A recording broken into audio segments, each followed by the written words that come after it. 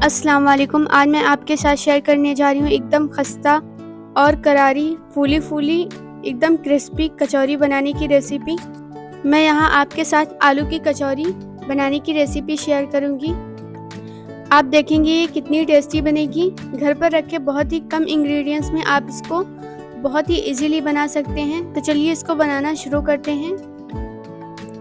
आलू की कचौरी बनाने के लिए मैंने यहाँ पर उबले हुए आलू लिए हैं, जिनको मैंने अच्छे से मैश कर लिया है।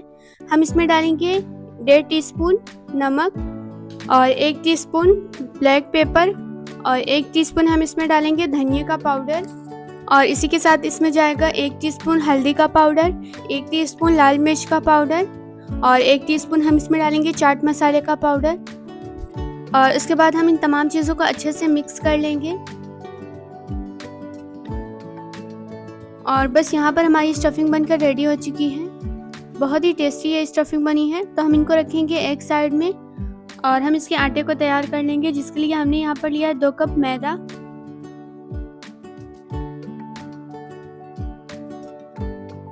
और हम डालेंगे इसमें 1 टीस्पून नमक और 1 टीस्पून अजवाइन और हम इसमें डालेंगे 1 कप ऑयल। और उसके बाद इन तमाम चीज़ों को हम अच्छे से मिक्स कर लेंगे। जितना ही अच्छा आप इसका आटा लगाएंगे उतनी ही क्रिस्पी और खस्ता आपकी कचौरियाँ बनेगी। और जब इस तरह से इसमें मुट्ठी बनने लगेगी तो हमारा ये आटा तैयार है। अब हम इसमें थोड़ा थोड़ा करके पानी ऐड करेंगे और हम इसका एक डो लगा लेंगे। नहीं बहुत ज़्यादा हमें इसका सॉफ्ट डो लगाना है और ना बहुत ज़्यादा सख्त, बल्कि मीडियम में हम इसका डो लगाएंगे।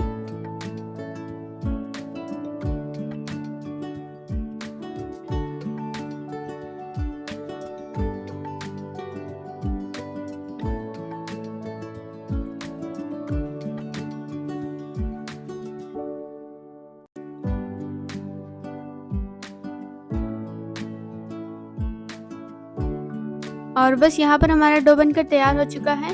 अब हम इसको 15 से 20 मिनट तक के लिए ऐसे ही रख देंगे रेस्ट करने के लिए, ताकि हमारा डो मुलायम हो जाए हल्का सा। इससे कचौरियाँ और भी ज़्यादा खस्ता बनती हैं।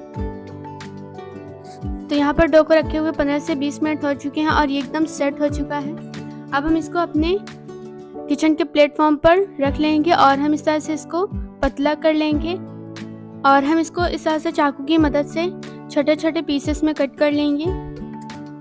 इसके छोटे छोटे पेड़े बना लेंगे। हमें यहाँ पर नींबू की शेप में पेड़े बनाने हैं।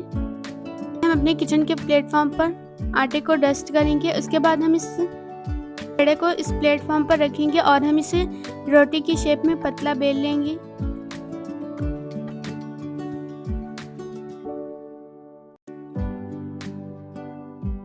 ये देखिए इस तरह से हमने इसको रोटी की तरह बेल लिया है और हम इसके ऊपर स्टफिंग को रख लेंगे और इसको इस तरह से चारों तरफ से अच्छे से पैक कर लेंगे, ताकि कहीं से भी खुला ना रहे, वरना फ्राई करते वक्त ये अक्सर खुल जाते हैं। और पैक करने के बाद हम इसको हल्के हाथों से इस तरह से प्रेस कर लेंगे और इसी तरह से हम सारी कचौरियों को बना लेंगे। और अब हम इन्हें फ्राई करेंगे। उसके लिए हमने यहाँ पर ऑयल को रख दिया है गर्म होने के लिए। जब ऑयल अच्छे से गर्म हो जाएगा तो हम इसमें एक एक करके कचौरियों को डाल देंगे और हम इन्हें मीडियम फ्लेम पर 2 से 3 मिनट पकाएंगे। उसके बाद हम गैस की फ्लेम को हाई कर देंगे और जब ये एक तरफ हल्के से फ्राई हो जाएंगे तो हम इसकी साइड को चेंज करेंगे। और बस ये एक तरफ से हल्के फ्राई हो गए हैं। अब हम इनकी साइड को चेंज कर देंगे। इससे क्या होता है कि जो ये कचौरियाँ हैं वो खुलती नहीं है। और इस तरह से हम इसको दोनों साइड अच्छे से फ्राई कर लेंगे, हल्का गोल्डन होने तक।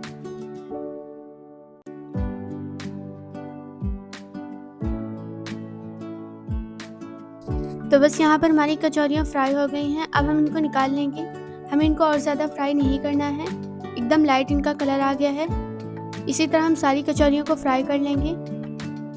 और यहाँ पर हमारी कचौरियाँ बनकर रेडी हो चुकी हैं और ये बहुत ही खस्ता और बहुत ही ज़्यादा क्रिस्पी बनी है। आप देख सकते हैं कितनी ज़्यादा क्रिस्पी बनी हुई है। खाने में ये बहुत ज़्यादा टेस्टी है, एकदम हलवाई स्टाइल में ये बनी हुई हैं और अंदर की स्टफिंग भी बहुत ज़्यादा लाजवाब है। आप इसको एक बार ज़रूर ट्राई कीजिएगा, आपको ये बहुत ही ज़्यादा पसंद आएगी।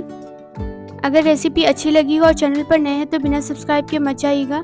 तो चलिए मिलते हैं एक नई रेसिपी के साथ, तब तक के लिए अल्लाह हाफ़िज़।